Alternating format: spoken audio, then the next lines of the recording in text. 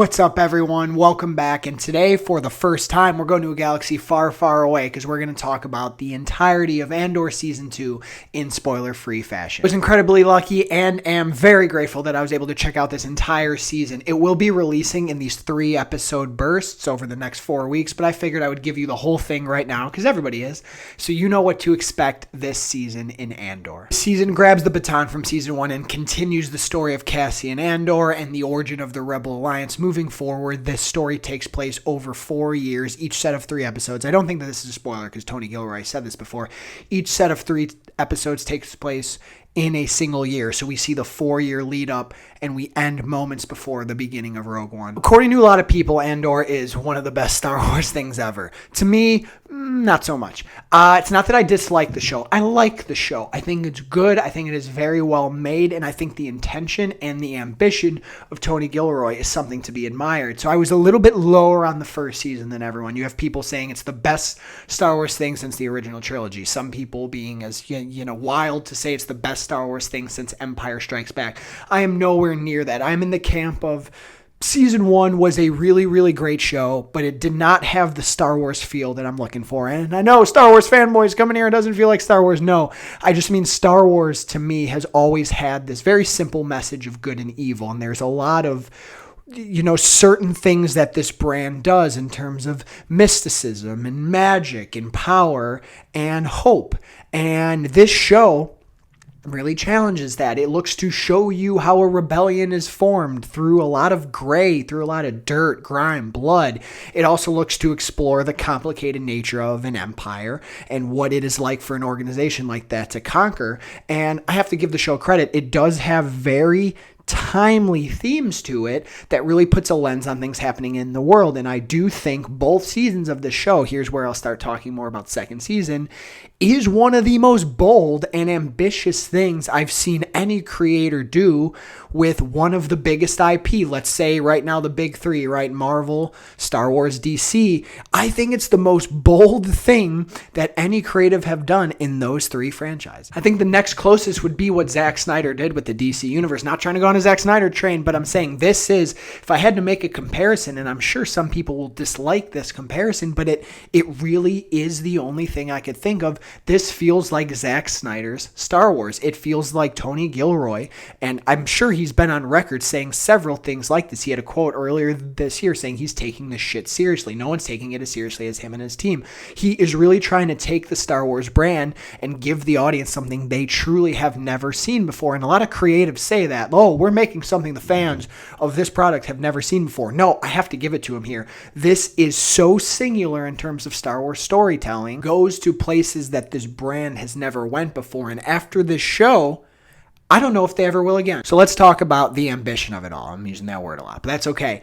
I think this show's ambition is its greatest strength, but also its greatest weakness. Its political ideas are incredibly strong. As a political thriller, this thing really, really rocks. I think some of it is more on the nose, and I don't know if it's as smart as I think some people try to give it credit to, but let me tell you, the ideas are so strong, and when they hit, they really hit. The oppression, the propaganda, the weaponizing of certain cultures and places in the galaxy/world, the way that a rebellion has to form through sacrifice, through hardship, through grit, and almost through disturbing means, the way that certain politicians have involvement and fund and contribute to maybe one side, the other, or both. It is all there. And the characters, this cast, I have to give it to them.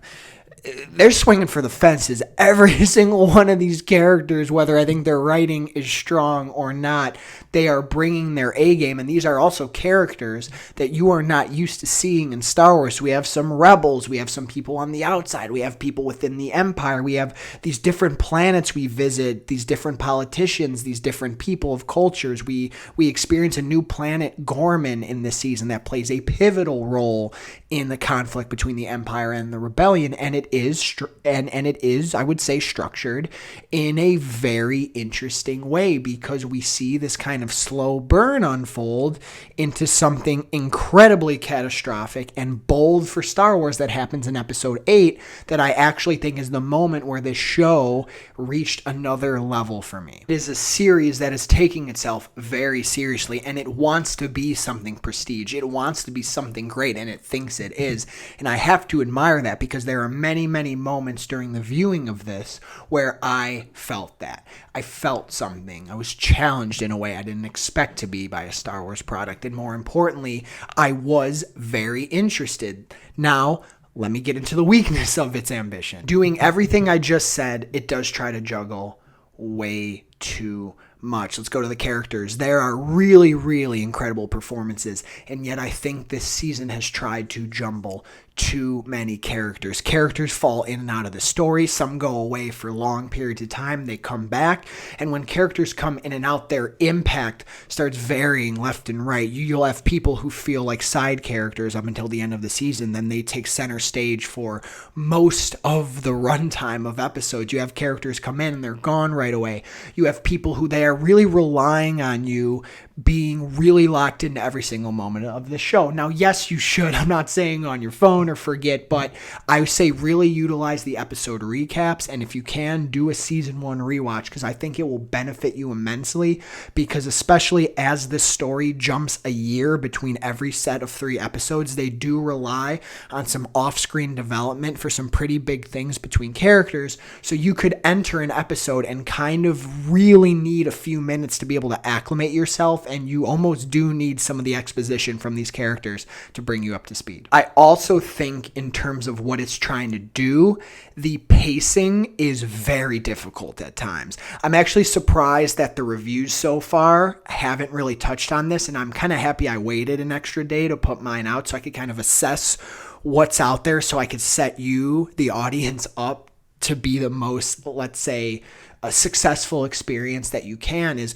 the pacing is incredibly difficult. This show takes about 6 episodes to really get going, and then, like I said, it's not till episode 8 where something really, really massive and overtly impactful happens that I think will get people talking. I think people are going to very much struggle with the first and most of the second week, because the pacing is just slow, and I never use this in reviews. But as smart as it is, as profound as the things it's trying to say, it's pretty boring. And the way it also chaotically jumps between characters makes it really hard to latch on certain characters for extended moments of time, because you don't get enough time with them in some of these episodes. Let's get to the structure of the show as well.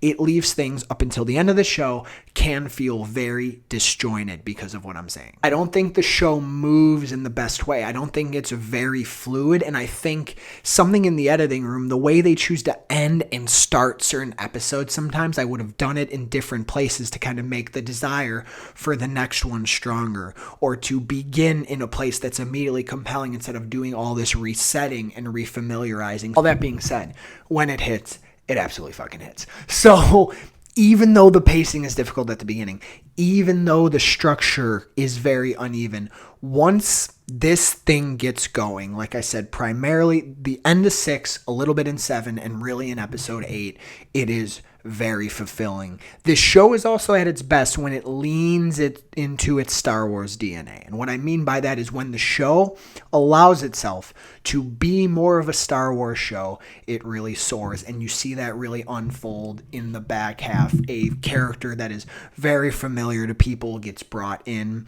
There is more of an emphasis put on hope. And there's a moment with Cassian Andor that I think is the moment of the series that I cannot wait for people to get to in the middle, that made the entire journey worth it to me, because they did something that is quintessential Star Wars. I will not spoil it, but it's actually Andor and a random character. This random character has this moment with Cassian that is so profound, in my opinion, and makes this entire journey feel worth it, and it makes you think ahead ahead to Rogue One, and it gets you really excited. And ultimately, I think it ends in a very satisfying way. It gets you set up for Rogue One in the best way possible. I actually think it might rely a little bit on the fact that you know and enjoy Rogue One, because it really brings you all the way up to it. I think the music by Nicholas Britell this time is even stronger. The score really, really moves.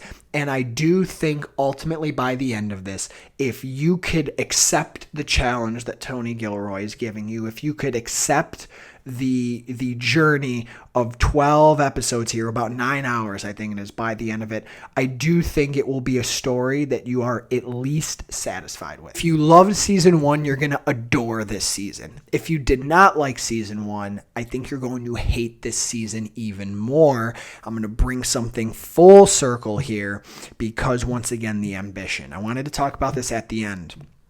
There is a moment in episode 3 that is among the most graphic and adult and really disturbing thing that you can do to a character is attempted, it is insinuated, it is then explicitly said and explicitly carried out. Not 100%, not all the way, but there is an attempt to do one of the worst human acts you could do to someone in episode 3.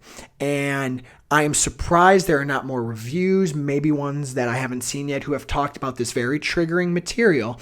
And I won't lie to you, at the end of this episode, I questioned, did we need this in here? I can see it turning a lot of people off to the point where they will not watch the rest of the show. This is where I would look at Tony Gilroy and say, too much ambition here. I don't know if this belongs in Star Wars. This character later tries to cope with this in a very difficult way too, that once again does not feel like Star Wars. I'm not putting my nerd hat back on. Star Wars should be this, lightsabers. No, I just think sometimes there's a place you could go for an audience that is too much, and I personally thought it was too much. It didn't deter me for the show.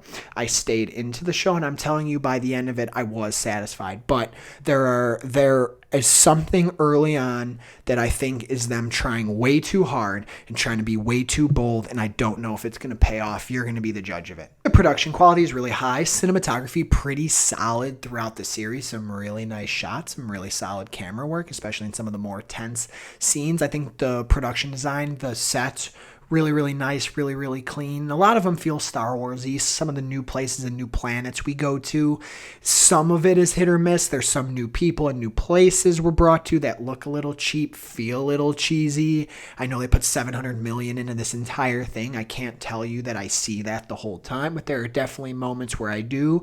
Some of the effects, especially the CGI on a character that comes back, a popular character from Rogue One, if you will. I mean, I know people know it, but I don't want to spoil. It's K2. K2 looks great. He moves great. So that was, I think, where a lot of the budget of this back half went to. But I would say production quality all around, a pretty well-made product. And I do want to shout out a lot of the cast here specifically. I won't waste too much on it, but I did think Diego Luna was really, really good. He has made this character of Cassian Andor really, really special. And I will say, watching this series, there were moments where I was into it, moments where I was out of it. But I will say, by the end of it, he was someone who I did find a connection to, because I started thinking ahead to, okay, this is the guy who is a large part and does the thing that is the first loss for the Empire and the first massive win of the rebellion, and knowing he's the guy for it, and how all these other characters, a lot of them had a part in it too. It did make them feel, at least to me, in a micro way. I don't know if they're ever going to get this credit overall, but to me, in a micro way, they did feel iconic. Adria Arona's Bix is probably my favorite character. I think she's the easiest character to root for as well. She picks up where she left off, and she's a character who is tortured a lot this season and is brought to the darkness. And yet I think her resilience is incredibly strong. I think the performance is stunning, especially towards the end of her stuff. And I think she is the character that by the end of this embodies hope the most. Stellan Skarsgård is going to Stellan Skarsgård. I mean, he's the man. He's great. I do think some of his stuff, some of his character stuff goes in and out, because there's a lot of time where he's not present, but when he is, he's on. I really, really liked Elizabeth Dulau. I hope I'm saying her name. She plays Clea, who is kind of Stellan Skarsgård's, Luthen's right-hand woman, right-hand person, if you will. And she, at some point during the season, has a massive jump to the front of the line here. She becomes a lead in some ways, and I thought her stuff was absolutely incredible. And then Denise Gao, who plays Dedra Miro, I thought was just really, really good this whole time. Cold and chilling, but so much restraint she shows. And of course, Ben Mendelsohn pops back this season, and Ben Mendelsohn is just good in every single thing he does. I love him. So his Orson Krennic coming back was a real treat as well. So to summarize, I can't say I enjoyed the whole thing. I don't know if I was supposed to, especially with some of the subject matter they put in here. But by the end of the show, I did get the Star Wars feeling back. I was fired up for the rebellion, and I am more excited than ever to visit Rogue One. I think these characters do feel iconic in some ways. I think the ambition is amazing, and then in some places it is way too much. It leaves things feeling wonky. It leaves things feeling disjointed, and sometimes I think it tries way too hard to be something too serious and something it's really not.